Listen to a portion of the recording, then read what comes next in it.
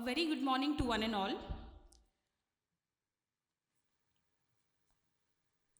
Respected Shri Bhushan Savarkar Sir, Director, Directorate of Higher Education, our resource person for the 2 days event, Shri Sandeep Mukherjee Sir, principals of the government aided colleges in Goa, the officers and officials of DHE, officers and officials of Directorate of Accounts, officials and officers of the Directorate of Education, officials of Goa University, and everyone present here.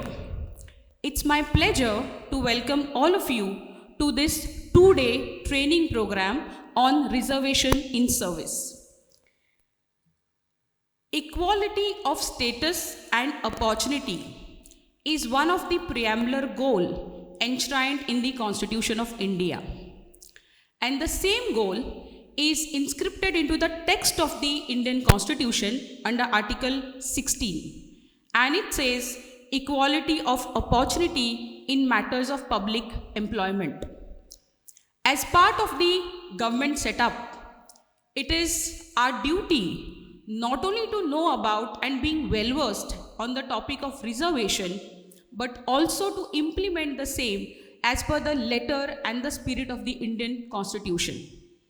And for this 2 days training program, we are privileged to have the presence of one of the renowned and esteemed resource person, Shri Sandeep Mukherjee Sir. I welcome you, sir, on behalf of Directorate of Higher Education. A big round of applause to our resource person, Shri Sandeep Mukherjee Sir. Sir is Director of the Institute of Secretariat Training and Management, DOPT, New Delhi. Sir joined the central government service in the year 1991 and has been, after a span of almost 9 years as a service in central government, now has started giving training in his most interesting area, that is the area of reservation. Sir has been actively participating in different training sessions all over India, and he has trained many government officials of the state government in the area of reservation and service. In fact, we had limited the participant count to around 60. But with the name and one of the best trainer being one who will be training us on this topic, we had to increase the participation from 60 to 80. So that's where I would say this is a privilege for all of us to hear from Sir with respect to reservation in service. So I welcome you all for this particular training session, 2 days training session. And I hand over the session to Sir because it was going to be a marathon for 2 days dealing with the training program. The uniqueness of this training program is not only that we will be appraised on the different topics concerning the constitutional provisions relating to reservation, but there will be practical exercises on the same.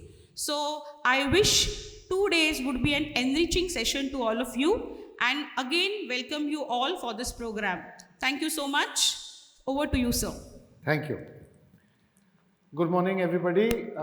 I'm Sandeep Mukherjee, and what I would like to share with you for the 2 days is already available on the timetable. So just if you can refer to the timetable, this is what I'm going to cover in the 2 days. Let me briefly, first of all, explain to you what we are talking about for the 2 days. How do we plan to proceed? You see, first we will be beginning with the constitutional provisions. Now, whether you are a state government or a central government employee or working in the PSU, constitution is applicable to all of us. And let us try to understand that what is there in the constitution regarding reservation for government jobs and how do we interpret them. Because whenever the question of reservation comes, finally it goes to the court of law, and the court of law has to depend and interpret the constitution. There is no other way it can do it. So we will devote some time on constitution provisions. What is the latest law on various tick list issues on reservation. Then the second topic is, you can see, scope and applicability of reservation in services, which basically means where reservation is applicable and where reservation is not applicable. And when it is applicable, what is the percentage which is applicable? For example, all of you know that there is no reservation in some areas in the government jobs. For example, there is no reservation in Army, Navy, Air Force. There is no reservation when you fill up post by deputation. There is no reservation when you fill up post in the scientific and technical departments, particularly above Group A. So some areas have been left out from the purview of reservation, again because of some constitutional provisions, which is Article 335 of the Constitution of India. So the next topic would be scope and percentage. And the third topic is, as you can see, we have kept it for verification of caste certificates. Now, it's a very, very important topic, sounds very innocuous, but the topic is very important because a person can get the benefit of reservation only when he produces a caste certificate which is correct. Now, India is a very big country, thousands of district collectors here and there, and who issues certificates, how they are issued is sometimes questionable. You know, we don't scrutinize the antecedent of the person asking for certificates. Having worked in the government of India for almost 1 year now, I have seen that the father is a scheduled tribe, one son is a scheduled caste, another son is a scheduled tribe. So such incidents we have seen. Obviously, you can understand without going into the legality of it, it is just not possible. But people have procured certificates and submitted them, and it has led to havoc. Because once a government servant enters into the job, and 5 years down the line you say this certificate is not correct or that certificate is not genuine, etc., then he says, he goes to the court of law. And courts are in this country, they would view the whole thing very differently. They would say once he has entered into the job, you allowed him to enter into the job. He didn't say any lie. So how did this person enter into the job? Now you can't throw him out without giving him an opportunity, and that opportunity takes 10 years, 20 years, and by the time he retires. So practically nothing happens. So this topic is a very important topic, and we will try to devote some time on this. Then you can see next day, maybe today itself I will do it, although it has been mentioned in the next day first session, but I will try to just introduce this concept today so that you can go back and think about it and also read the brochure which we have given to you, is the concept of post-based reservation versus vacancy-based reservation. In fact, it is beautifully written as post-based versus vacancy-based rosters and R.K. Sabharwal case. Now this is an interesting concept again, because today we are applying reservation, which is post-based. It is not based on vacancy. Obviously, at this stage, it will be difficult for you to even distinguish what the difference is, but we'll talk about it. You know, before 97, we used to apply reservation on vacancies every year. Every year, vacancies would come out in the cadre. We would apply percentage of it and advertise it in the newspaper. It was left to one man called R.K. Sabharwal, who went to the court, High Court, and lost it. He couldn't explain to the High Court that vacancy-based system is incorrect theoretically, because it is leading to excessive reservation or less reservation for SC, ST, OBC. So he appealed and went to the Supreme Court, and in Supreme Court he was managed to explain the whole thing to the judges. And then the judgment came that reservation of vacancies has to stop immediately, and reservation will have to begin based on post. Now that also again led to some issues, because Government of India, the judgment came in 1995, Supreme Court gave this judgment in 95. Government of India studied it for 2 years and issued an order in 1997. And then rest of the state governments studied it further, and they issued orders in 2000, 2001, like this. For example, Goa, I think, started implementing it sometime in 2000.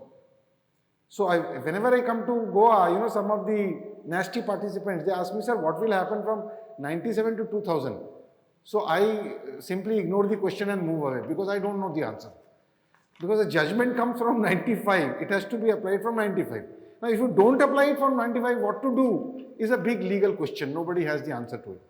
So somebody approaches the court, sir, you gave a judgment from 95, Goa started it from 2000, 5 years, sir, reservation was continued on vacancy base. What do you do? So litigation goes on and like this. So basically my job will be to explain what is the law today, okay? And then, you see, we will try to understand the concept as well as how do you maintain the rosters, what are rosters, and how do you maintain them. Then we will try to apply, as you see in the second session, we will try to apply these concepts in actual recruitment. That is, when you are recruiting people, from the open market, how do you apply these concepts? How do you select a SC/ST candidate, OBC candidate? Because as you know, an SC/ST OBC candidate can as well apply against unreserved vacancies and get selected against unreserved vacancy. So if a SC/ST is selected against unreserved vacancy, obviously we will not count him as an SC/ST candidate for the purpose of reservation. We'll have to find and select few more SC/ST candidates, maybe below in the merit, to satisfy the requirement of reservation. So this concept has also led to a lot of litigation, but it has come to now perfect explanation from the Supreme Court, and Supreme Court has said a scheduled caste, scheduled tribe OBC selected against unreserved will not be counted against reserved quota. And this has also been extended now in promotion. So that has again very serious implication. For example, you are promoting two people from, let us say, lower division clerk to upper division clerk, and in upper division clerk there are two vacancies, one for scheduled tribe and one for unreserved. And in the lower division clerk, their seniority list, the senior most candidate is a scheduled tribe. So you will have to promote him because he is the senior most candidate. But when you promote him, he will not be counted against the scheduled tribe vacancy. He will be adjusted against the unreserved vacancy, and bypassing the second person in the seniority list, you will have to go down and pick up a scheduled tribe and promote him against the scheduled tribe vacancy. Obviously, this will lead to heartburning, etc., etc. So we have to understand these issues, because my experience tells me 32 years, finally people understand what is the law, and if you can make them understand what is the law, they accept it. They may crib that this is not right, the law is unfair, but then they accept it. But the problem is when the people don't understand what is the law. We don't understand what is the law, and then we keep on interpreting. That becomes a very dangerous situation. So we will try to apply these concepts of own merit in direct recruitment as well as promotion. And then there are few small allied topics of de-reservation, carry forward vacancies, direct recruitment and promotion, and then followed by some exercises. And this entire 2-day training would be through exercises and case studies. So I would only, with folded hands, request you that, keep participating in the exercise. If you do the exercises, there are chances we will understand far better rather than simply listening. And before I actually start my session, just one more very important request. Please keep in mind that I am here to only tell you what is the instructions of the law. Whether those instructions of the law is correct or incorrect, that is beyond me. So it's something like you have to stop at the red light. You have to stop it. Now you can't argue, sir, there is nobody around, so can we go, sir? So those things we will not discuss. So we will not discuss whether reservation is right or reservation is wrong, or there should be less reservation, more reservation. All those things is beyond me. We will only discuss what is the law today. Okay? So with that, I will try to first talk about the constitutional provision. We will start with Article 16. I'm sure you all know about Article 16.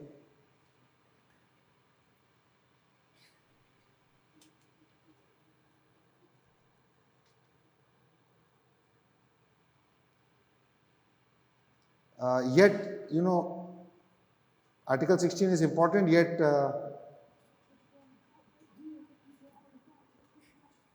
let us devote some time on it. So before we begin, these are the ground rules I was talking to you. Please feel free to ask questions anytime during the session. You need not wait till the end of the session. That end will never come. So whenever you feel, just stop me and ask me questions. This is important. The third point, we will only discuss the instructions, orders, law as it exists today and not what it should be. It's beyond me. And if possible, keep your mobile phones on mute. You can take your call, absolutely no problem. Just keep on mute because 70 phones start ringing here and there. Obviously, it would be distracting. So we'll start with the first Article 14. I'm sure as a government servant, there's no article more important than Article 14 for all of us. इससे ज़्यादा ज़रूरी कोई article government servant के लिए नहीं हो सकता, क्योंकि जितने भी कोर्ट केस हमारे लगते हैं कोर्ट में, this all people will invoke article 14. आप कोई भी सीनियरिटी का क्वेश्चन देख लीजिए, आपने किसी कॉन्ट्रैक्टर को पेमेंट नहीं करा है, they all invoke article 14. So Article 14, as you know, there is no need to talk much about it. It talks about equality, equality before law or equal protection of the laws. Very quickly, this equality basically means does not mean same treatment for everyone. It means that you discriminate. You cannot apply the same law for everybody. Although apparently it appears that everybody is equal in the eyes of the law, but the finer and deeper meaning of equality is actually discrimination. So equals must be treated equally and unequals must be treated differently. This is the basic concept which emerges of Article 14. Now, the application of the principle of equality in real life means we must therefore differentiate between those who are equal and those who are different. So Article 14 on the face of it is treatment of everybody equally before the law. But when we take a little go beneath the law, what emerges practically is you cannot apply same law for everybody. So you take up any law, you pick up any law of this country, you will find it has made discriminations. Income tax, we don't pay same income tax, we pay differential income tax based on our income. There's some rebate for senior citizens, there's some rebate for PWD, there's some rebate for this, that. So it is not same uniform income tax which we all pay. So pick up any law in this country, you will find discrimination. It is basically because the meaning of equality which has emerged over the years is this, that equals must be treated equally, unequals must be treated differently. And this is expressed as reasonable classification. So I am sure you must have heard about this reasonable classification which the Supreme Court has number of times, reminded all of us. So you can make classification, but it has to be reasonable. If it is unreasonable classification, obviously we will be violating Article 14 and the Supreme Court will strike it down. Now, picture speaks 1,000 words. This is the meaning of equality for those who do not understand Article 14. But are these three children getting equal opportunity? Obviously no. But whoever is whoever has sent in for them to watch this match, he or she doesn't understand equality. He or she has given them 3 equal height stools to watch the match. Obviously the result is कि एक आदमी को match दिख ही नहीं रहा एक बच्चे को. Isn't it? The boy who is little short in height, or you can say a dwarf, they cannot watch the match. So what should we do to make it equality? यहाँ सबको हिंदी तो आता है ना, तो हाँ, we have to either stool of different heights करेंगे तो फिर आपको फाइनेंस के पास भेजना पड़ेगा, है ना, और फाइनेंस वाले कभी एग्री नहीं करेंगे, they will raise 1000 questions. You understand ना, आपका भी फाइनेंस होता है ना यहाँ पे, उनको कुछ भी भेजोगे ना वो पहले ऑब्जेक्शन कर देंगे आपको.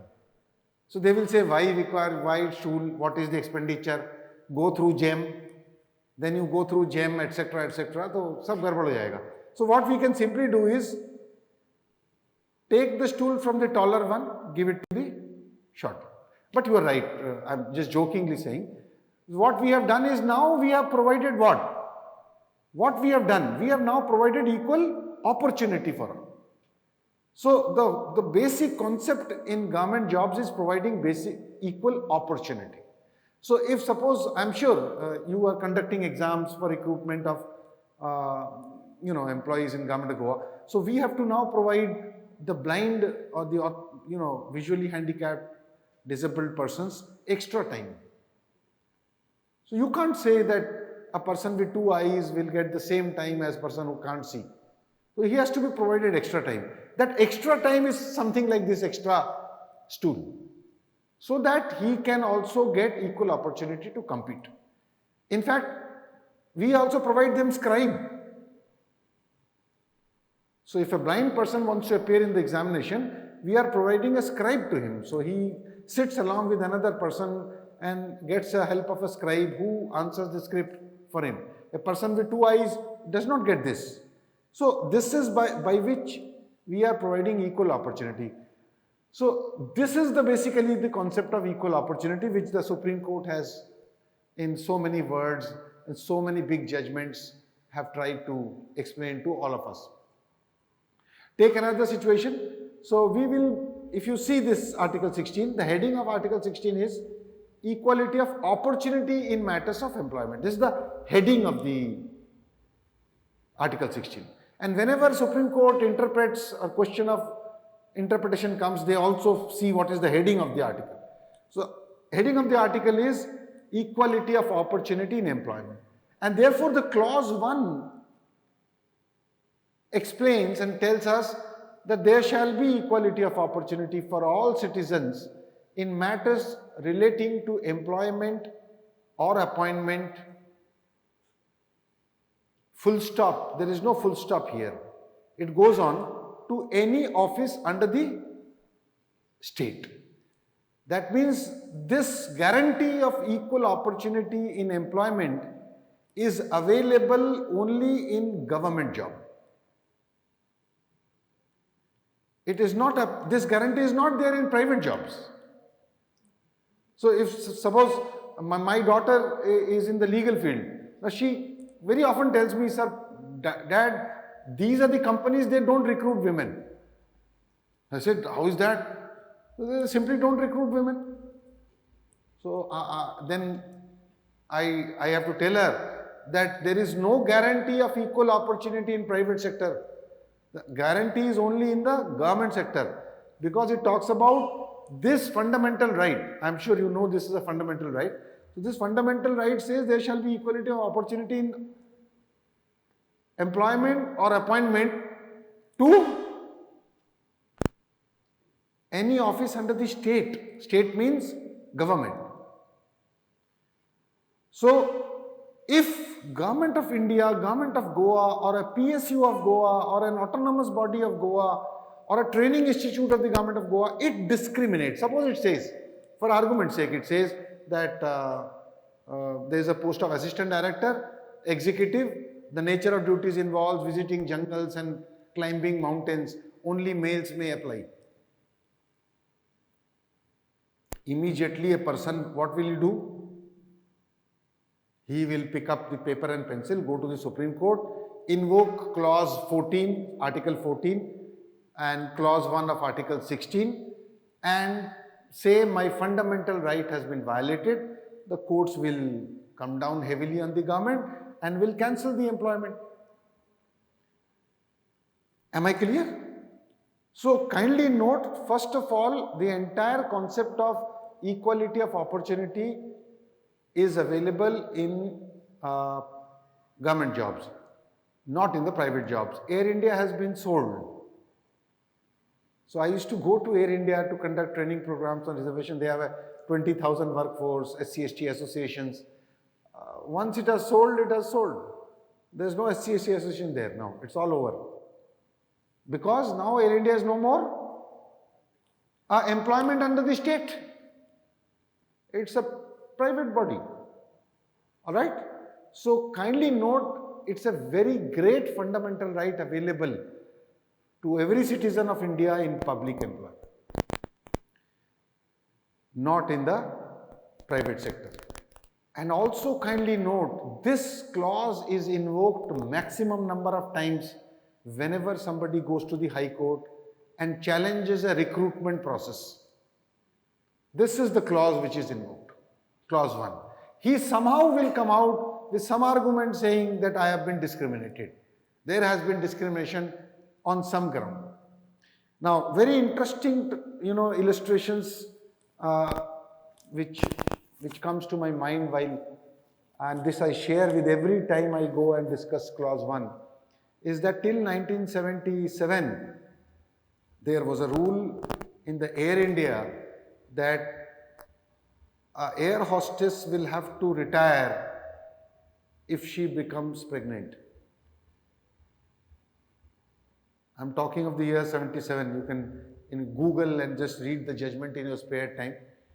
So this was left to one gutsy girl who was asked to retire, and she went to the Supreme Court and argued that whether this rule is a violation of clause 1 or not. Till 77, nobody noticed. Nobody went and challenged this matter before the Supreme Court. So, Supreme Court said, how can the government of India have a rule like this? You can of course say that while during the pregnancy she cannot be air hostess because it is a threat to the child, as unborn child, as well as the mother. It's okay. You can temporarily ask her to do ground duties, but how can you say she will have to retire if she becomes pregnant? So it was struck down. And the reason was simply clause 1 of Article 60. There shall be no discrimination on any grounds in government jobs. So this is the basic philosophy of clause 1. Now the clause 1 has been given and further expanded in clause 2. Clause 2 is an illustration of clause 1. And it says, no citizen shall, on grounds only of religion, race, caste, sex, descent, place of birth, residence, or any of them, be ineligible for or discriminated against in respect of any employment of office under the state.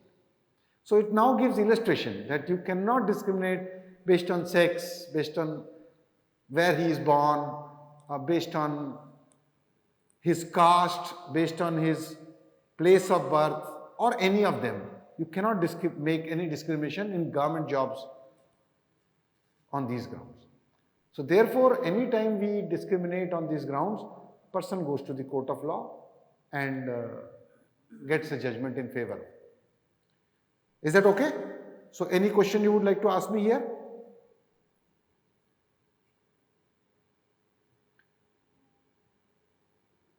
Government of Goa is recruiting lower division clerks.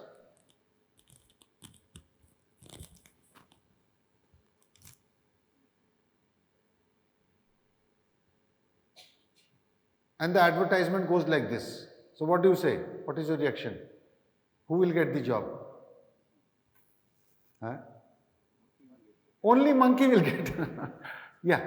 So you see, this is a typical, please don't think that these are all jokes. This happens every day in Government of India. You look at the newspapers and you start reading the recruitment process, etc. It happens every day. Somebody would come and say, please include this in the advertisement, without realizing that this is being discriminated against. So kindly see, this is another example where, and kind of a discrimination is going on. For example, there was a challenge in the UPSC question papers that it is very much urban based.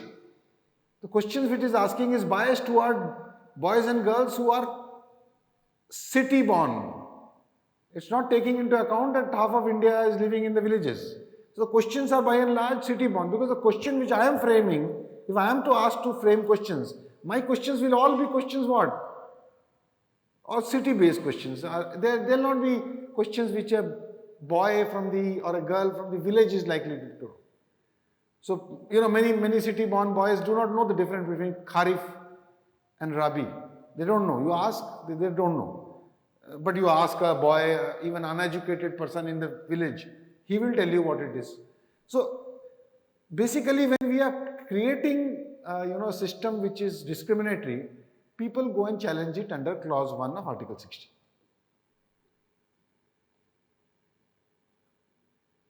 Another very quick illustration of the meaning of equity.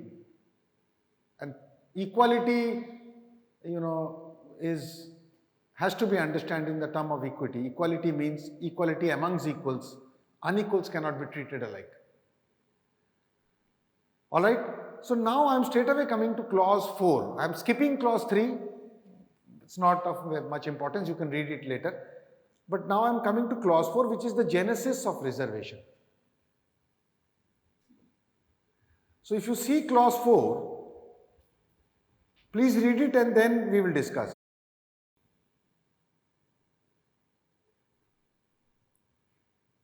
Tell me what it is saying.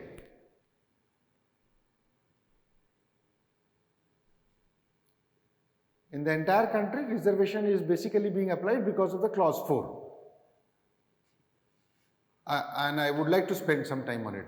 But you will have to tell me what it is saying.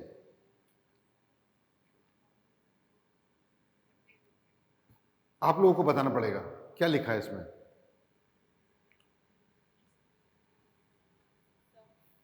Those classes or group of citizens Yeah. that are not adequately represented in government service.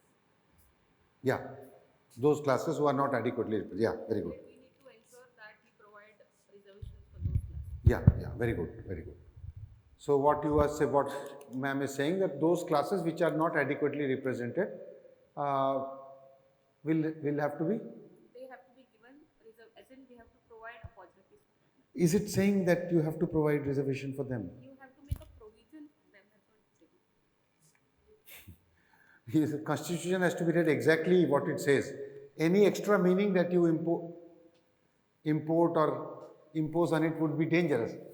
Is it saying that you have to do it? It doesn't prevent them from doing Now that's now a small difference now. It is not saying the government will have to make reservation for those who are not adequately represented. It is saying that if the government does it, nothing in the constitution will prevent it.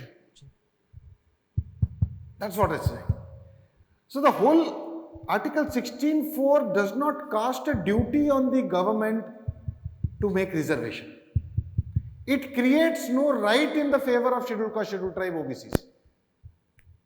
What it is starting with the word, nothing in this article will prevent the state. That is, those words are very important words. Nothing in this article shall prevent the state. This means that this clause is an enabling mechanism by which if the government wants, it may create reservation or may make reservation for whom? And the word is used is backward class. The word used is backward classes. It does not say scheduled caste, scheduled tribe, OBC. It only uses the word backward class. So whenever the matter has gone to the court, for example, somebody has gone to the court and says, sir, you please issue writ to the government of Goa to make reservation for this community or that community. So the courts have said you have no right. This is an enabling mechanism. If the government wants to do it, they will do it. We cannot direct the government of India to make, or government of any state to make reservation. So please understand, clause 4 does not create a right. It only enables the government to make reservation for a particular backward class. But there are condition is, what is the condition? Condition is they should not be adequately represented.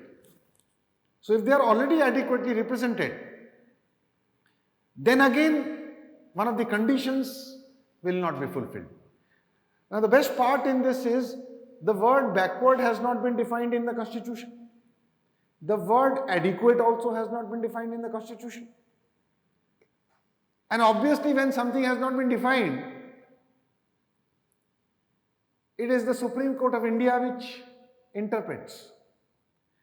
So when it came to backward classes, basically the Supreme Court said backward class in the Article 16 has to be read in conjunction with other articles, mainly Article 15, which comes before Article 16.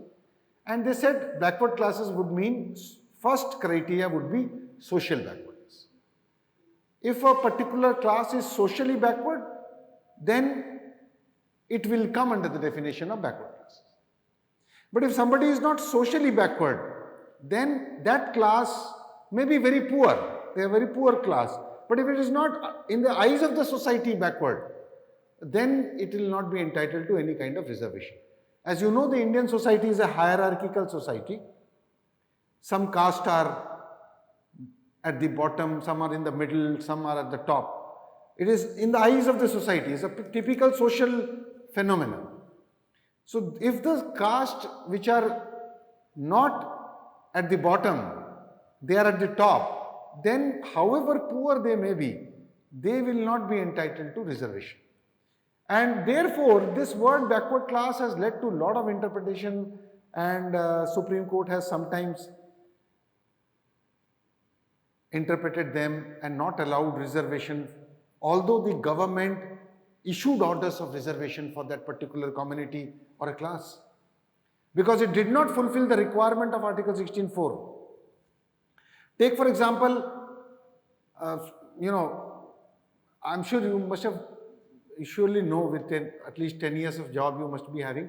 So, you know that Government of India before, 8-9 years ago, when the UPA government was actually going away, we issued an order declaring Jats in northern India as backward. Included them in the list of OBC for the central government jobs. Jats, you know, I'm sure you know Jats is a very dominant community in the North India. So Supreme Court struck it down. Supreme Court said, show us what is the data you have collected that Jats are backward.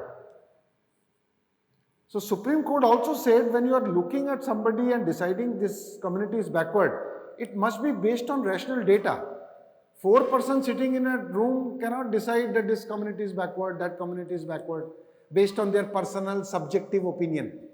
It has to be an opinion, objective, based on some rational data. So they said Jats are not backward. As per the data the Government of India is giving before. So they said they are not backward and therefore no reservation for them. So Government of India issued an order, let us say on day 1, and after some 270-80 days, Supreme Court struck it down. Can you give me another example where Supreme Court struck it down? Very good, Maharashtra, Maratha. The government of Maharashtra declared Marathas as backward. Supreme Court's judgment struck it down. Supreme Court judgment you can Google anytime. Nowadays you don't have to give citations, AIR, CIR, so those days are gone. You simply Google and that judgment will come, because that movement is still going on and another notification is likely to come.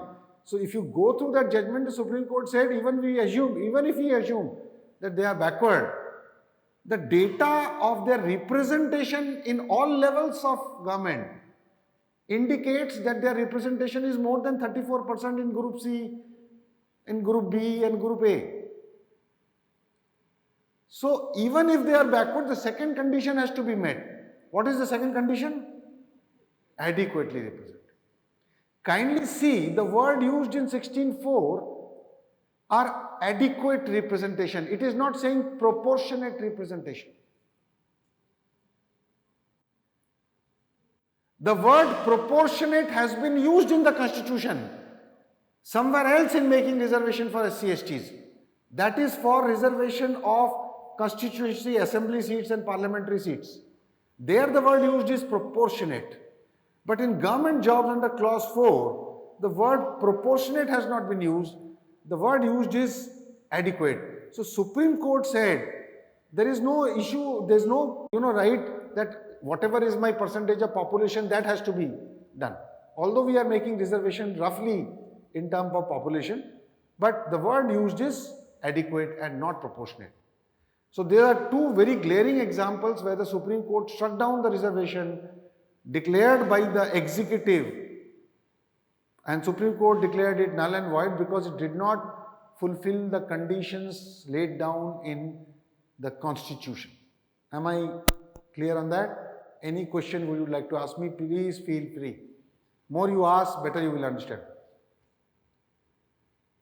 So clause 4 is, summing up, is an enabling mechanism.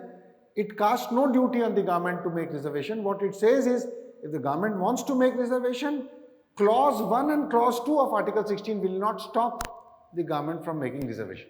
Because clause 1 and 2, if you see, they are saying there should not be any discrimination. Whereas entire reservation is discriminatory appearing, it appears. So this clause says, if you want to make reservation, you can do it. But the conditions have to be satisfied, it has to be adequate,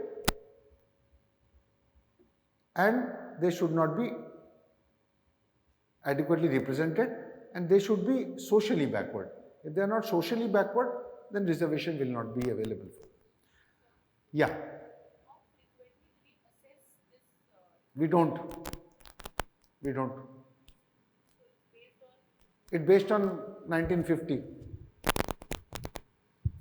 If we start doing it, then we will have to collect data. Now, I'm sure, although you are from Goa, you're not concerned with central government, but you will find that there are certain communities, which are actually eating into the share of everybody else in the quotas. For example, scheduled tribes.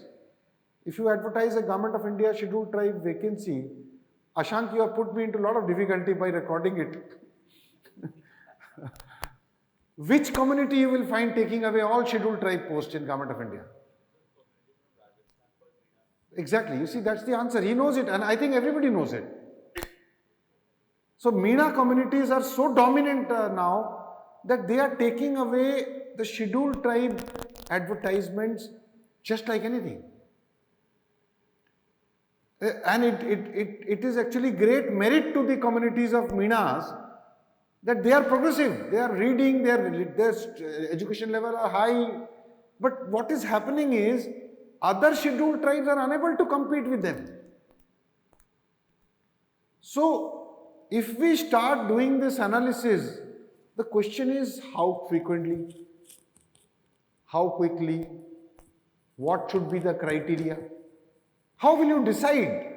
So, very good question you have asked me to take me to the next step. How will you decide that who is backward? That's a great question, we don't know. And please understand, we are dealing with almost social science. It is not chemistry, physics. There is no perfect, answer who is backward.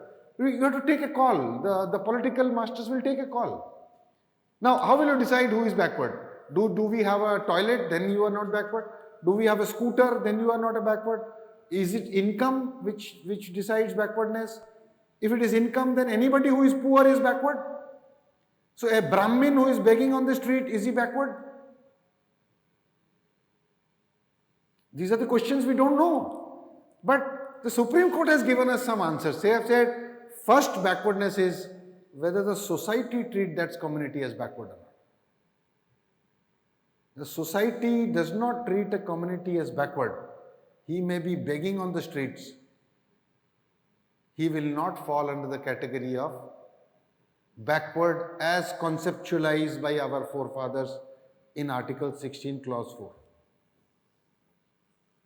So, this is an issue. I mean, it takes time. So, please keep asking questions, and then only we understand, because otherwise constitutional provisions, when you will read judgments of the Supreme Court, many people miss the core concepts, because the concepts takes time. So, up to 1990, these are two conditions, backward classes and not adequately represented. Now, up to 1990, this was the reservation which we were applying in Government of India. 15% for scheduled caste, 7.5% for scheduled tribe. Now, in 1990, the then Prime Minister, Shri V.P. Singh, he picked up an old recommendation of a second backward commission set up by the Government of India 20 years ago, and its recommendations were gathering dust.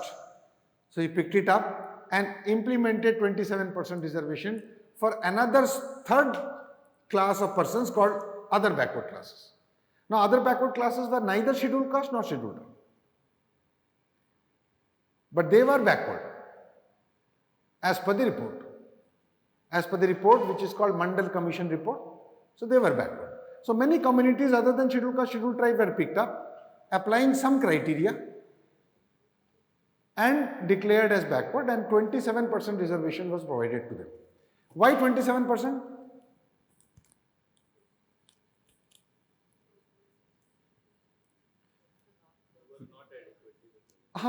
That's true, but why we limit it to 27%? According to census. Census, there was no OBC census. Till now, there has been no OBC census in Government of India. After 1931, there was no OBC census. So we don't know. 1931 census says OBC population is 54% of the country's population. But we limited it to 27% because Supreme Court has consistently from 1950 onwards have held that adequate used in the 16.4 means not more than 50%. 50% से ज्यादा आरक्षण नहीं कर सकते. शब्द इस्तेमाल जो करा गया है वो क्या है? एडिक्वेट, प्रोपोर्शनेट नहीं है. तो भारत सरकार को ये पता था कि 50% से ऊपर हम आरक्षण नहीं कर सकते, तो उन्होंने 27% पे ही रोक लगा के कर दिया. आपको ये सवाल पूछना चाहिए 27.5 क्यों नहीं करा? क्योंकि 50% तक था. समथिंग मोर कम्स, कहीं और जगह रखने के लिए उन्होंने कहा 27% कर दो. ठीक है ना? I told you this is not chemistry physics, this is social science. Rough काम करते हैं हम इसमें. तो हमने 27% का ऑर्डर निकाल दिया. I entered government job in 91. This was issued in 1990. 1990 में ये ऑर्डर निकला था. और जैसे ये ऑर्डर निकला तो बवाल मच गया इंडिया में, दंगे हो गए. आप लोग, कई लोग तो शायद पैदा भी नहीं हुए होंगे. मैं कॉलेज में था तो सब जगह लड़ाई बड़ाई हो गया, आग लगा दिया, ये लगा दिया, वो लगा दिया. People said that these communities, OBCs, which the government of India identified, many of them are not backward. How are they backward?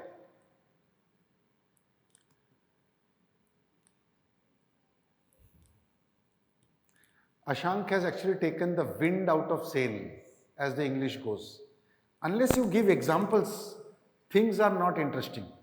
But if I give examples, these two are recording me. And God knows किस दिन ये आप उसको डाल देंगे website पे, हमें नौकरी भी चला जाएगा मेरा. So there were certain communities which were said, how are they backward? Every chief minister that belongs to that community. You go to every district, every BDO belongs to that community. So the matter went to the court. And by the time it went to the court, VP Singh had lost. A new government came. A new prime minister came. Who was he?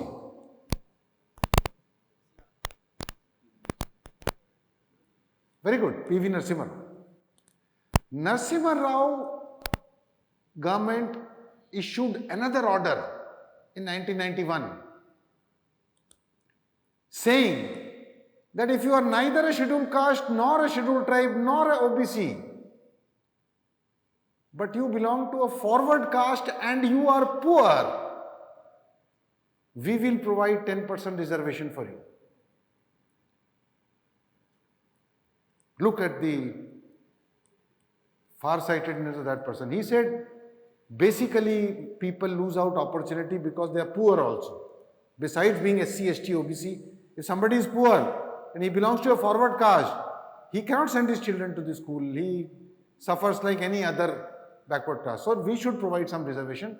So he issued an order of 10% reservation for EWS also. Many people think it is this government which has bought EWS reservation. No, it was Narasimha Rao government which bought EWS reservation 10%. And obviously by this time the Supreme Court was seized of the matter that whether OBCs are backward or not.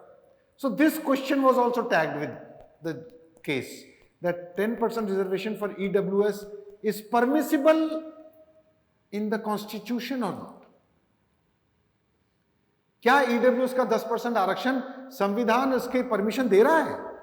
ये नहीं दे रहा है। ये सवाल लोगों ने supreme court के सामने उठाया, और सुप्रीम कोर्ट के सामने जब बहुत बड़े सवाल आते हैं तो वो कॉन्स्टिट्यूशनल बेंच, जब संविधान का इंटरप्रिटेशन का क्वेश्चन आता है, तो हमारे संविधान में ये लिखा हुआ है कि देयर शुड बी एटलीस्ट अ 5 जज बेंच, 5 से कम मत बिठाना। संविधान का इंटरप्रिटेशन का क्वेश्चन आया है तो 3 आदमी की बुद्धि काफी नहीं है, 4 की बुद्धि काफी नहीं है, कितने बिठाने पड़ेंगे? 5। संविधान में ही लिखा हुआ है। लेकिन सुप्रीम कोर्ट ने ये कहा कि ये तो 5 की बुद्धि से भी नहीं चलेगा, 6 से भी नहीं चलेगा, 7 से भी नहीं चलेगा, 8 से भी नहीं होने वाला। तो उन्होंने क्या किया? ए 9 जज बेंच वॉज सेटअप। कितने जज? 9 लोगों को एक साथ बिठा दिया इन क्वेश्चनों का जवाब देने के लिए, वेदर ओबीसीज आर बैकवर्ड और not as conceived in the clause 4 of article 16. क्या ये बैकवर्ड हैं?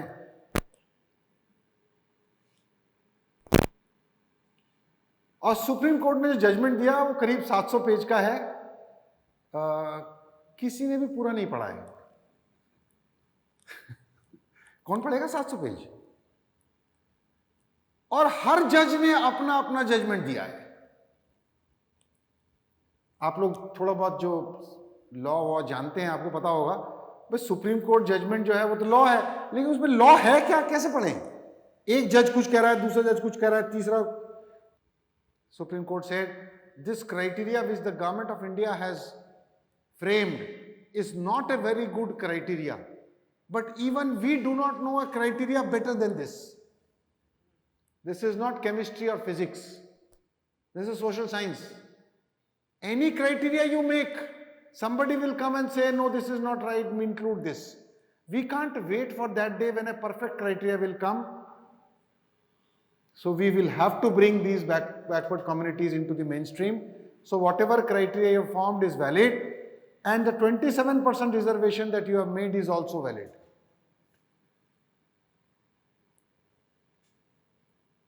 So this was a straight judgment of the Supreme Court. All the judges agreed that the criteria is valid, the 27% reservation is also valid. Supreme Court, however, held that amongst the OBCs, you cannot give reservation to those who are rich and powerful. Just imagine, if Supreme Court would not have said this, Government of India had no, idea to introduce creamy layer in the OBC. अगर ये creamy layer concept OBC का supreme court नहीं कहती, तो आज की तारीख में जितने भी ओबीसी नौकरी पा रहे हैं उनको नौकरी नहीं मिलती। क्यों? कौन ले जाता वो नौकरियों को? जो ओबीसी में पावरफुल और रिच हैं, जिनके बच्चे कॉन्वेंट स्कूल में पढ़ रहे हैं, जिनके बच्चे अमेरिका में पढ़ रहे हैं, उनको ले जाता सारा reservation. Supreme Court said amongst the OBCs take out the creamy layer. So they gave the government 1 year to frame a criteria for creamy layer, and we came out with a criteria of creamy layer by 1993. But what I have written there, it is not for SC/ST. Supreme Court said, and I have written the para also because people ask, sir, kahan likha hai? तो para 86 में supreme court categorically held that there is the concept of creamy layer cannot be applied to scheduled caste, scheduled tribe, because they are so backward that one becomes a president or one becomes a chief minister is no indication that the community has moved. So therefore the concept of creamy layer is not applicable for SC/ST, but it is applicable for OBC. Am I clear? Any question by anybody? Supreme Court also held, oh my God, Supreme Court also held that there will be no reservation for scheduled caste and scheduled tribes in promotion. It is unconstitutional. There is nothing in the constitution for reservation in promotion for scheduled caste, scheduled tribe. Let there be reservation in direct recruitment for them, but not in promotion. Am I clear? Supreme Court also held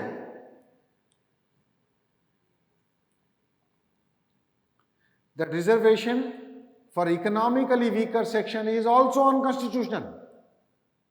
There is nothing in the constitution which permits reservation for anybody other than socially backward. Economically weaker section communities are not socially backward और इसीलिए उनके लिए आरक्षण नहीं हो सकता. संविधान में इसका कोई प्रावधान नहीं.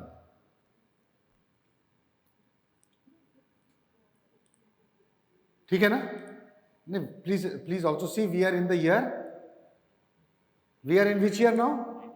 We are 92. So please take yourself back to 1992. And finally, Supreme Court said that no reservation beyond 50%.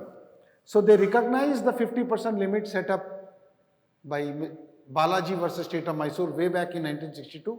They said beyond 50% you cannot go reservation in ordinary circumstances. In extraordinary situation you can go, but not in ordinary situation. So this was the sum and substance of the judgment of the Supreme Court. Any question by anybody? किसी का कोई भी सवाल?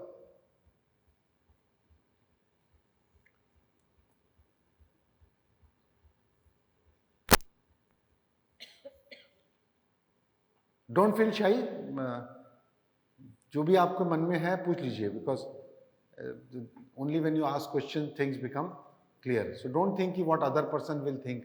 बहुत बड़े crowd में मैंने देखा लोग सवाल नहीं करते हैं. वो सोचते हैं वो क्या सोचेगा, ये क्या सोचेगा. Don't think about it. Whatever comes, throw it. So why it was allowed to continue for 5 years? हाँ, because Supreme Court realized that if you suddenly stop it, there will be administrative chaos. So the Supreme Court said, okay, up to 5 years you may continue, beyond 5 years you may. After 5 years, you slowly wind it up. Okay, now you can almost see what is happening. Then the members of the parliament came together and they discussed, etc., etc.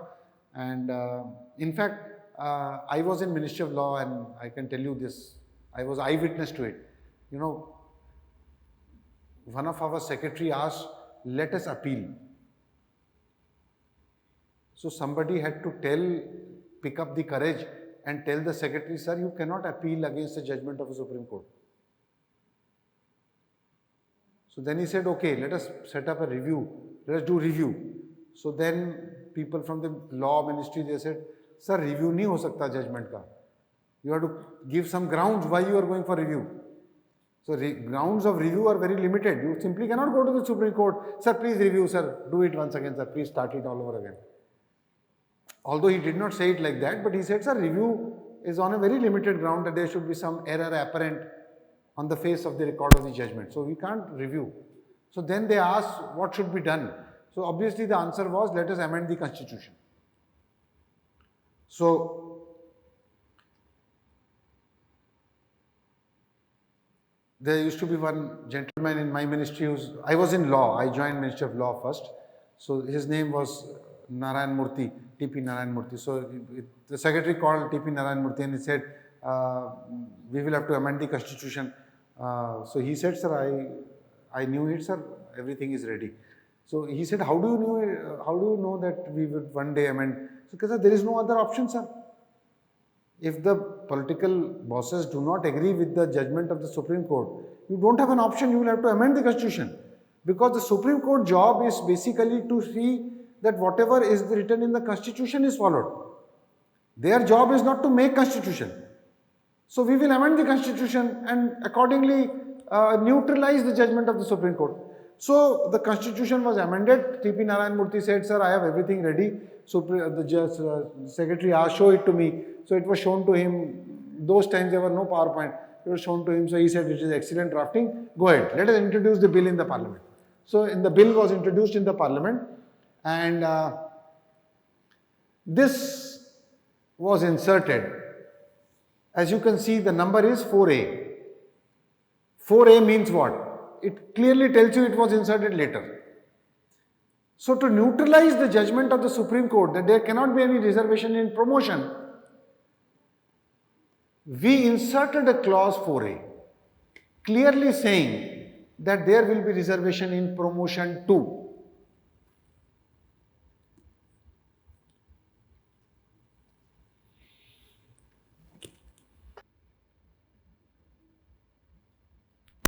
You see, the language is same as 16.4a. It again starts with nothing in this article shall prevent. But now it clearly says from making any provision for reservation in matters of promotion. And it does not use the word backward classes. It now clearly uses the word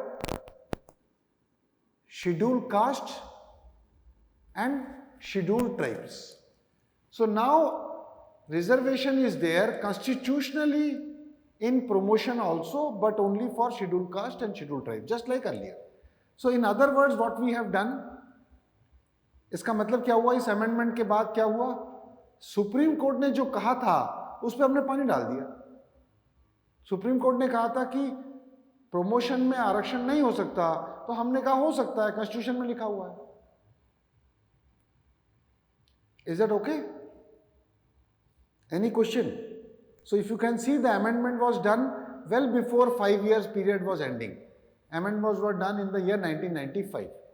5-year period कब खत्म हो रहा था? 97 में. So before that we amended the constitution. So now you can understand that if the Supreme Court strike down a law as unconstitutional, the only option is to amend the constitution. Of course, आप लोगों को एक सवाल ये पूछना चाहिए अभी, not all, क्योंकि काफ़ी लोग सीनियर हैं, लेकिन जो यहाँ बैठे हैं उनके मन में ये नहीं आ रहा है कि क्या आप कॉन्स्टिट्यूशन में कुछ भी चेंज कर सकते हैं.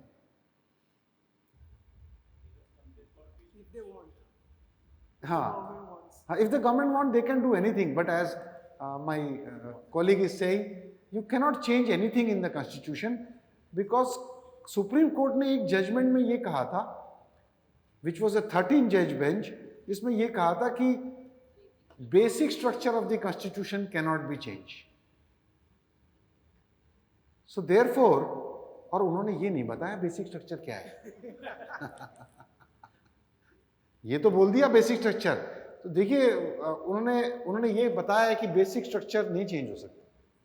For example, I sometimes say, suppose tomorrow we say that the President of India will only be belong to a particular religion. Suppose हम ऐसा amendment कर देते हैं. कल को there is a government which has a majority, let us say both in Lok Sabha and Rajya Sabha, brute majority, and it amends the constitution and says the President of India or the Prime Minister will have to belong to a particular religion only. So constitution is the law of the country, but whether that amendment will stand, that will not stand, because the Supreme Court has said secularism is a basic structure. So constitution cannot be amended any way you write, but it can be amended, and the parliament has the majority, it wants to amend the constitution, it can amend, but it cannot violate the basic structure of the constitution. What a beautiful, a student of law would know what a beautiful way of, limiting the powers of the parliament in amending the constitution. No other country has this concept of basic structure. It came first of all in Keshwananda Bharti. And there is, if you go and read just for the sake of, little bit more interesting, it is said that Keshwananda Bharti bought this basic concept from Pakistan Supreme Court. So it borrowed it from there and then expanded and applied it in India. The basic structure of the constitution cannot be amended. So later on somebody challenged this amendment that this violates the basic structure. In another judgment, Nagaraj, you must have heard, but Supreme Court said it does not violate basic structure. The Parliament is competent to make provision for promotion reservation. If they have done it, it does not violate basic structure. So today, constitutionally, by law, we have reservation in promotion for scheduled caste, scheduled tribe also. Any question? किसी से कोई question पूछना है तो बताइए. कुछ भी मन में आ रहा है, कुछ भी. तो कुछ क्वेश्चन बनते हैं. I was expecting you would be asking me. You should be asking me, sir, ये with consequential seniority bracket में क्यों लिखा हुआ है? ये बाद में amend करके हमने डाला था. और इसको कब, ये अमेंडमेंट कब हुआ है? ये अमेंडमेंट हुआ है 2001 में. So the words with consequential seniority was added later in 2001, but this is again very interesting. It was given retrospective effect from 1995. ऐसे आपको ज्यादा अमेंडमेंट नहीं मिलेंगे संविधान में. जब संविधान अमेंड हुआ है किसी साल, मगर अप्लाई करा है 6 साल 7 साल पहले से, ऐसा नहीं हुआ है कभी भी. So this is another very interesting amendment. Anyway, so this, हाँ हाँ, देखिए आपका क्वेश्चन ना माइक में पूछ लीजिए. उससे क्या होगा कि जब ये रिकॉर्ड होके जब एडिट होके आएगा ना, तो आपका भी तो क्वेश्चन आना चाहिए. जब मैं ही बोल रहा हूँ मेरा ही आना चाहिए. वो ये भी तो रिकॉर्ड करे आपने क्या पूछा. कोई बात नहीं, आप जोर से बोलो ना, जोर से, ताकि सब सुने. देखिए, my friend is asking why did not they include the word backward classes here. अगर यहाँ बैकवर्ड क्लासेस इंसर्ट हो जाता, मान लीजिए जैसे होता है गवर्नमेंट में, हम लोग काम करते हैं ना, कट पेस्ट करते हैं, तो कट पेस्ट करा था, लैंग्वेज तो सेम है, nothing in this article. Cut paste में अगर हम करके वहीं चिपका देते तो ओबीसी को भी रिजर्वेशन मिल जाता. लेकिन आपका कहना है वाई, है ना, तो वाई तो हमने सुबह डिस्कस करा था, हम डिस्कस नहीं करेंगे. याद है ना आपको, रिकॉर्ड कर रहे हैं ना आप, वाई नहीं डिस्कस करेंगे हम.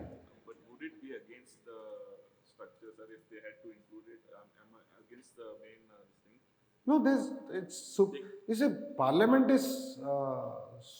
decides what they want to include. So they did not include OBC. Why, I will not answer. All right. Okay. So kindly see, this reservation in promotion is unconstitutional, was diluted by the parliament by amending the constitution. तो Supreme Court इस judgement को हमने overrule कर दिया. Overrule, I will not use the word overrule, neutralise कर दिया. You cannot overrule a Supreme Court judgment. As I told you, there is no appeal. The only way you can neutralize it by amending the constitution. The question also came about this 50% limit, this point. There was this question that 50% limit is causing problem. So first of all, I also could not understand. I mean, nobody understood what was the problem coming up. Because the Supreme Court had said that this 50% limit is applicable every year. Every year when you are advertising vacancies, you have to see that you should not exceed 50% of the vacancies of that year for SC, ST, OBC. Otherwise, if you suppose reserve 60%, 70% of the seats that year for SC, ST, OBC together, then what happens to the fundamental right of equality of a candidate who is neither SC, ST, OBC? Suppose I reserve 100% seats. Suppose I advertise 3 vacancies of lecturer and I reserve all 3 for SC, ST. Then that year even an OBC cannot apply for a lecturer post. So what happens to his right of equality? So when this judgment came, nobody understood, what was the problem coming up. The problem came up, and I again will give you a long story so that you understand how things. There used to be a clerk who used to come to my office, and I was in DOPT, so he would say, "Sir, this is problem, sir, this is." So I would get angry at him. I would say, "What is the problem? Supreme Court has given a judgment. What is your problem? You don't like it, you go to the parliament and amend it." So he said, "Sir, no, sir, please listen to me, sir." So I used to shoo him away. So, but he was very consistent. He would come again next day with a paper and pen, and he would say, "Sir, please listen to me, sir." So then I started listening to him. To my horror, I found what he is saying makes sense. Now I'll try to explain it here. When the Supreme Court judgment came in 92, let us take the year 1994 to take my judgment. To illustration, 1994, suppose Government of Goa has advertised 2 vacancies of, let us say, anything, clerk. One for scheduled tribe and one for unreserved. Let us say this is 1994. I hope you can see, huh? Everybody can see. Now when you advertise the vacancy, you get your unreserved candidate, but unfortunately you do not get scheduled tribe candidate. Nobody gets selected or nobody applies. Or if somebody is getting selected, he does not join. The result is, आपको अपना unreserved candidate तो मिल गया है, scheduled tribe candidate आपको नहीं मिला. Now the instructions all along were, अगर आपको scheduled tribe, scheduled caste candidate नहीं मिल रहा है, तो आपको वो वैकेंसी को खाली रखना पड़ेगा. आप उसकी जगह किसी और से नहीं भर सकते. Make sense? Because ये instructions इसलिए थे कि लोग क्या कर रहे थे, SC ST को जबरदस्ती फेल करा दे रहे थे और उसकी जगह किसी और को ले रहे थे. तो government said stop it. If you don't find SC ST, keep it vacant. आज भी वही इंस्ट्रक्शंस है, 94 में भी इंस्ट्रक्शंस. कैसे भी हो ढूंढ के लाओ SC ST. अब 94 में आपको नहीं मिला तो ये आपने खाली रखा, इसको भर दिया, चलता रहा एक साल. अब 1995 आ गया, नेक्स्ट ईयर आ गया. अब इसी कार्डर में, क्लर्क की कार्डर में 2 लोग और रिटायर हो गए, 2 वैकेंसी और आ गया. In 1995, in the same grade, 2 fresh vacancies arise in the year 1995. And when you check up the rosters, you find that out of these 2, one is for OBC and one is for UR. So अब आप paper में advertise क्या करेंगे? What will you advertise in the newspapers, employment news, etc.? What will you advertise? Yeah. Now you kindly see in the year 1995, आपके पास तो 3 vacancy है clerk का, तो आप एडवर्टाइज करेंगे 1 for OBC, 1 for UR and 1 for scheduled tribe. और जैसे ही आपने एडवर्टाइज करा, somebody would go to the High Court and would say, "Me Lord, Supreme Court 9-judge bench has said that 50% limit is applicable every year." In the year 1995, out of 3 vacancies, 2 are reserved, and therefore 50% rule has been violated. High Court would strike it down, and things will become difficult.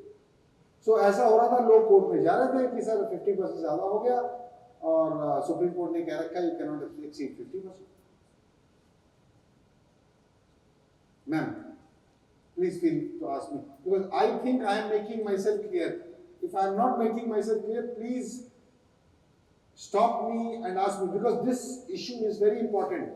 As we go along in 1.5 days, you will find this is a very, very important concept. So the rule of 50% was applicable every year's vacancy. So government had to issue an order that if such a situation arises, you will advertise this as scheduled tribe, but you cannot advertise this as OBC. You will have to advertise this as UR, so that we don't exceed 50%. So 1994 में Government of India issued an order that you cannot exceed 50% of the vacancies of any year by SC/ST by more than 50%. You will have to keep it below 50%. इससे क्या हो रहा था कि पिछले साल schedule tribe नहीं मिला, तो इस साल आप ओबीसी के एडवर्टाइज नहीं कर सकते, अनरिजर्व करना पड़ेगा. सो पीपल केम टुगेदर, दोबारा से लोग आए सामने, मेंबर्स ऑफ द पार्लियामेंट और सेक्रेटरी, मिनिस्टर ऑफ लॉ जो थे. मैं मीटिंग में गया था तो उन्होंने बोला कि यार क्या करना पड़ेगा. तो फिर वही बात आया कि मूर्ति साहब को बुलाया गया, मूर्ति साहब से पूछा गया, मूर्ति साहब क्या करना है. तो मूर्ति साहब ने कहा सर क्या करना है, पहले कहना वही करो, अमेंडमेंट का शिशु. तो उन्होंने बोला मूर्ति साहब ये अमेंडमेंट तैयार है. उसने कहा सर मैं तो 92 में जब जजमेंट आया तभी तैयार था, तो मुझे पता था ये आएगा एक दिन, आप कहोगे अमेंड कर. तो मूर्ति साहब प्रेजेंटेड दी अमेंडमेंट. अब तक कंप्यूटर आ चुका था. उन्होंने सेक्रेटरी ने बोला यार excellent Murthy, very good. And my secretary was a Sikh gentleman, doctor रघुवीर Singh, fine gentleman, very excellent legal draftsman. तो at one take he said बिल्कुल सही लिखा है. लेकिन मैं भी बैठा हूँ, मुझे कुछ समझ नहीं आया मूर्ति ने क्या लिखा है। तो मैंने मूर्ति साहब को पूछा, मैंने आई वॉज उनका चेला था मैं, जैसे कुछ होता है ना ऑफिस में आप किसी को गुरु मानते हो सीखने के लिए, तो मैं उनके साथ साथ बोलता ना, मूर्ति साहब मुझे कुछ समझ नहीं आया क्या लिखा है आपने। तो मूर्ति साहब ने मुझको बोला यही तो मैं चाहता हूँ। मैंने क्या मतलब क्या कहना चाह रहे हो आप। कहते यार संदीप याद रखना, मैं तुम्हें आज बता के जा रहा हूँ, बहुत काम आएगा तुम्हारे में, और मेरे बहुत जिंदगी में ये काम आया, मैं सबके साथ शेयर करता हूँ। तो उसने कहा कि Sandeep, whenever you want, there are two ways we communicate. Verbal, you know what I am doing right now, and it could have been totally written. मैं यहाँ होता ही नहीं, मैं राइटिंग में आपको दिखाता रहता कुछ कुछ। Now which is easier? Verbal communication easier है या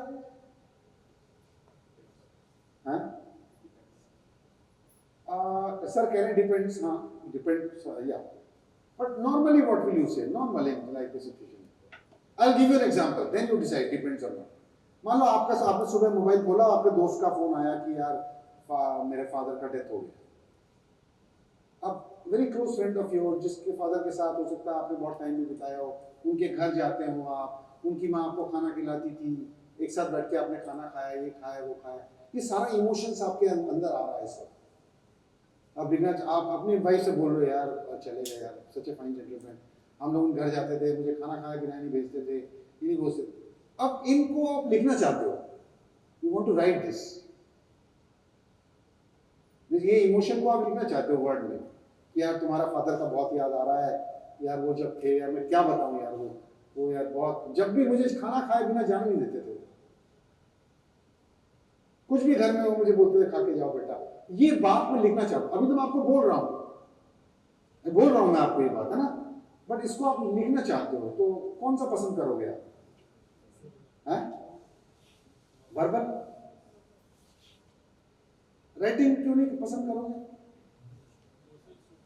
हैं? नहीं क्यों नहीं करो, बताओ यार, कुछ तो बोलना पड़ेगा आपको। वर्ड्स आएंगे नहीं आपके। अभी तो मैं अपने इमोशन को समझाने के लिए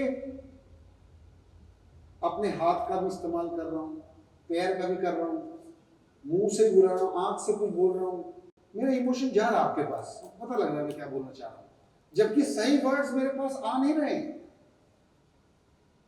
लेकिन जब आप लिख रहे हैं तब सिर्फ वर्ड्स ही बोल रहे हैं और कुछ नहीं बोल रहा है, आप वहां पे हैं नहीं बोलने के लिए, वो आदमी आपको देख नहीं सकता है। तो जब हम लिखते हैं ओनली वर्ड स्पीक्स, जब हम बोलते हैं besides my sound, my hand, my eyes, my mouth, my face, my legs, my body, everything is speaking. So it is always easy to speak, convey rather than write. तो जब ऐसा कोई चिट्ठी SMS कभी भी आता है हमारे घर पे, तो लास्ट में आप देखिएगा इमोशंस तो सबके आ रहे होते हैं, लेकिन लोग लिख नहीं पाते, लास्ट में लिखते हैं ओम शांति, RIP। वो उसे लिख ही नहीं पा रहा हूं, और क्या वो सोच रहा है यार ये छोड़ देते हैं, लिख देते बहुत है, और वो भी काटने कूटने के बाद। तो मूर्ति ने मुझे ये कहा था कि Sandeep, whenever you want to write, when it's a written communication and you want to make it effective, remember thumb rule is you should not write a sentence which is more than 12 to 14 words long. 12 limit लगा, 12 word के बाद full stop डालने का।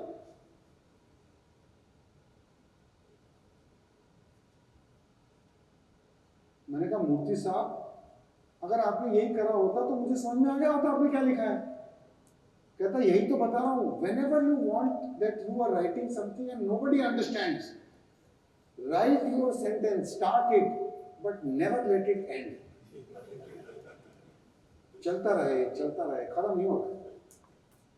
अगर आपने बीच में full stop डाल दिया तो दूसरे को समझ में आ जाएगा। कभी फुल स्टॉप मत डालो, लंबे लंबे सेंटेंस बनाओ, एक पैराग्राफ का एक सेंटेंस बनाओ, तो आदमी पढ़ना शुरू करेगा, आखिर में आता है तो भूल जाएगा मैं काम क्या पढ़ रहा था, भूल जाएगा, बहुत मुश्किल आएगी उसको। तो मूर्ति ने जो सेंटेंस बनाया वो मैं आपको दिखा रहा हूं। मूर्ति ने ये सेंटेंस बनाया कि This 50% rule which the Supreme Court has said will be applicable only on the vacancies of the current year.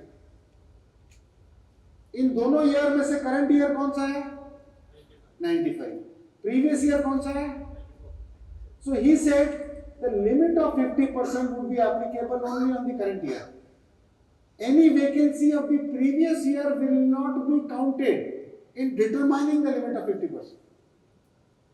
यानी कि अगर हम इसको बाहर कर दें 50% लिमिट से, तो ये दोनों वैकेंसी 50% क्रॉस कर रही है नहीं कर रही? नहीं कर रही। तो हम ये लिखेंगे कॉन्स्टिट्यूशन में कि पिछले साल का जो वैकेंसी है, जो शेड्यूल ट्राइब ओबीसी के लिए था, जिसको नहीं भर पाए, वो 50% के लिमिट में नहीं आए। ये बात मूर्ति को रिस्पॉन्सिबिलिटी मिला कि इस बात का अंग्रेजी लिख के लाओ, और मूर्ति ने क्या लिखा वो मैं आप लोगों के समक्ष पेश कर रहा हूं।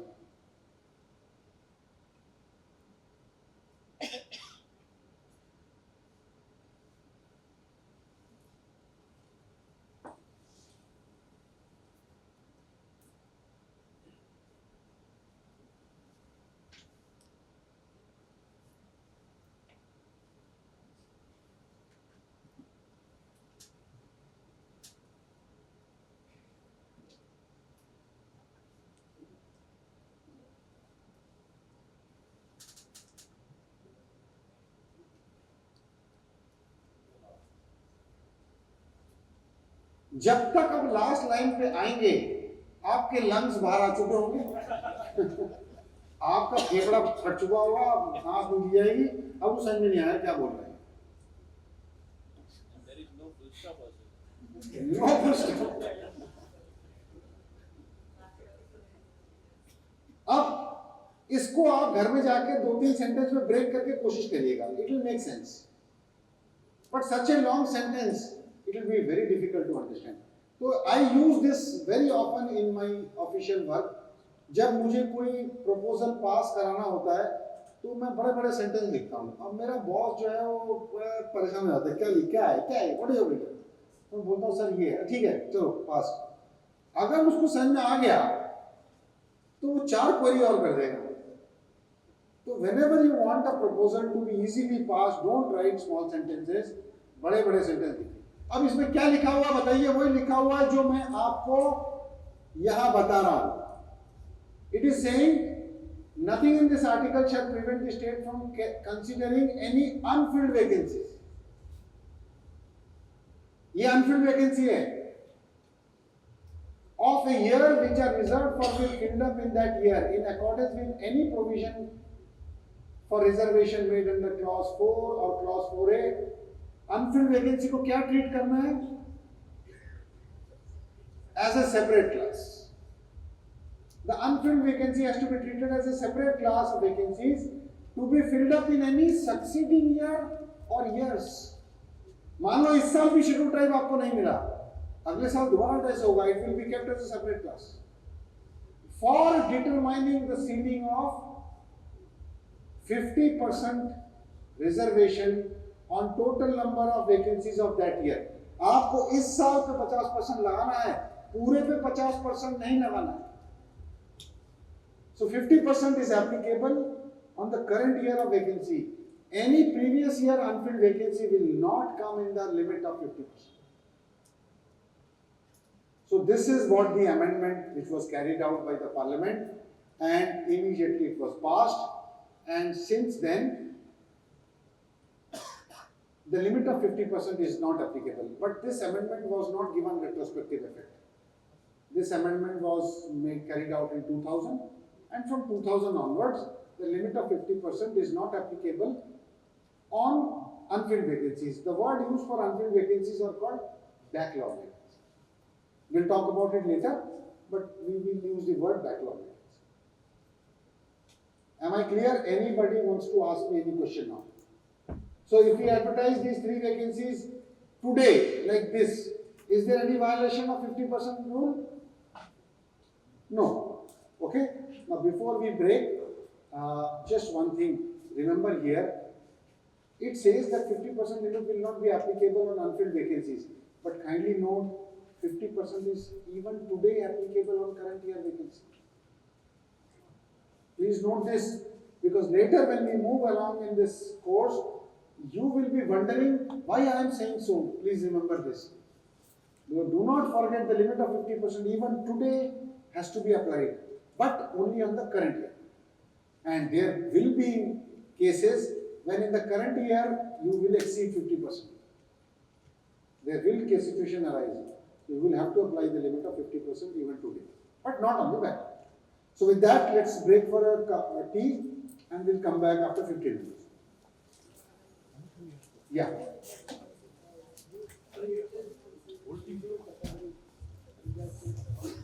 If you are violating 50%, you will have to treat it as unlawful.